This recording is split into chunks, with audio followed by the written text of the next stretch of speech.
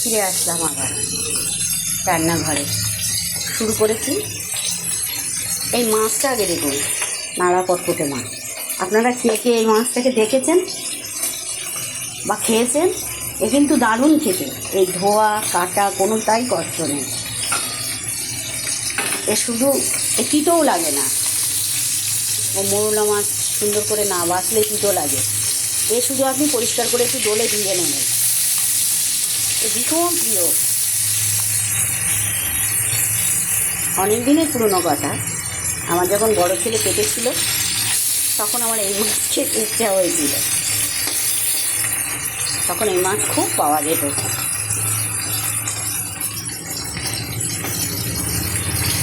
এই দেখুন,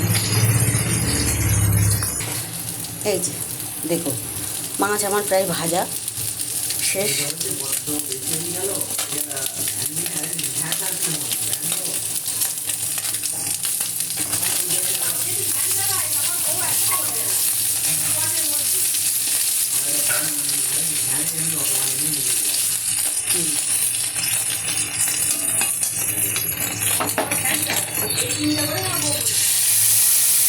এই দিলাম মশলা, এর মধ্যে হলুদ লবণ সবই দিয়ে, আদা দিয়েছি।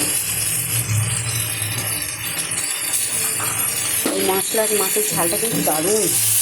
অনেকে কুচো কুচো করে মাছগুলোর সঙ্গে ভেজে দেয়, কিন্তু আমি দিলাম না। আপনারা দিতে পারেন। এই যে একটা দিয়েছি দেখুন, এই একটা গন্ধ, মানে সেন্ট বেরোচ্ছে, এত সুন্দর একটা গন্ধ। কিন্তু ঠিক পরিমাণটা আপনি ঠিক রাখবেন। জিরে, কাঁচা লঙ্কা, আদা, সর্ষে কোনোটাই বেশি হবে না। সব মশলার চেয়ে একটু বেশি হবে সর্ষে।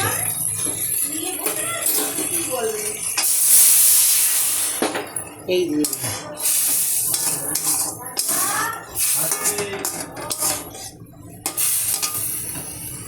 বাকি মাছগুলো দিয়ে দিলাম।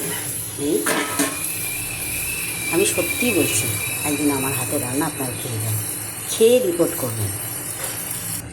হয়ে গেছে আমার মাছের ঝাল। আমি আস্তেই করে দিয়েছি, সিম করে দিয়েছি গ্যাসটাকে। দিয়ে দেখুন সাইডে তেল কেটেছে। এবার আমি মাছের ঝালটাকে নামাবো। মাছের ঝালটাকে নামিয়ে দিলাম।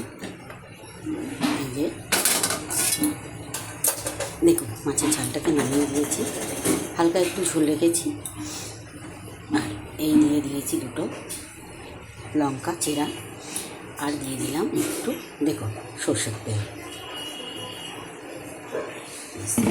অল্পই দিয়েছি তেলটা, খুব বেশি দিইনি।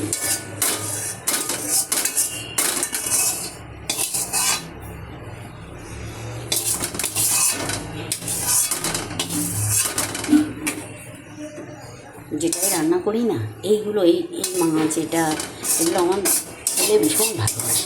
আমার ছোটো ছেলে বড়ো ছেলে ভীষণ ভালোবাসে। ওরাই তো একদিন জীবন ছিল যে কোনটা খাবে না খাবে। হ্যাঁ আচ্ছা যাচ্ছি। হাঁড়ি ঠিক আছে, রাখছি। আবার পরে কথা হবে, ততক্ষণ সাথে থাকবেন।